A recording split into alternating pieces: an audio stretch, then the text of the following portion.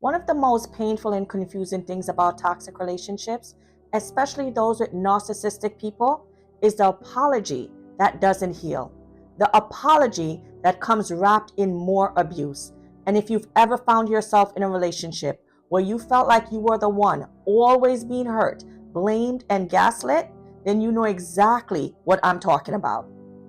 It starts like this. They'll do something hurtful. They'll break your trust. They'll tear you down emotionally, verbally, sometimes even spiritually.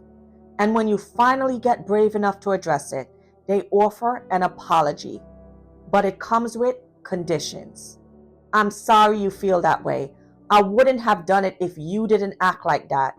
I didn't mean it, but you know how sensitive you are. And what should be a moment of accountability turns into another form of manipulation. This is what's called an abusive apology. It's not an apology at all.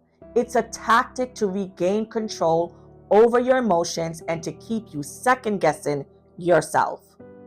I remember a time in my life when I thought maybe I was asking for too much. Maybe I was too sensitive. Maybe if I prayed harder or kept the peace more, things would actually change.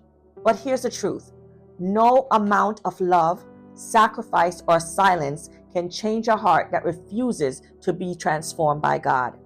Proverbs 26 verse 11 says, "As a dog returneth to his vomit, so a fool returneth to his folly."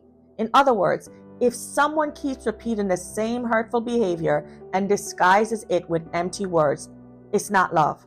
It's not repentance. It's actually just manipulation. And what's worse is the damage it does to your spirit over time. You start experiencing what's called cognitive dissonance when your heart wants to believe one thing, but your mind, it keeps witnessing another. You say, "But they love me. I know they do."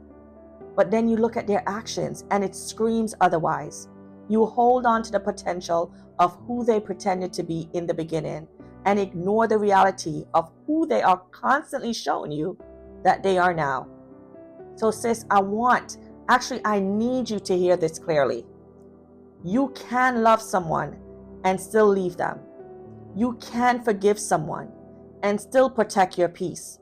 Because God's will for your life is not confusion. It's not pain or even torment. 1 Corinthians 14 verse 33 reminds us, "For God is not the author of confusion, but of peace." If you find yourself in a cycle of hurt, apology, blame, and then repeat, it's not you. You're not asking for too much. You're asking the wrong person. And until you confront that truth, you'll stay bound to their lies. You see, that's why I help women every single day who are caught in these toxic emotional cycles. I help them to confront the hard truths, rebuild their confidence, and reconnect with the identity that God gave them before life and relationships distorted it.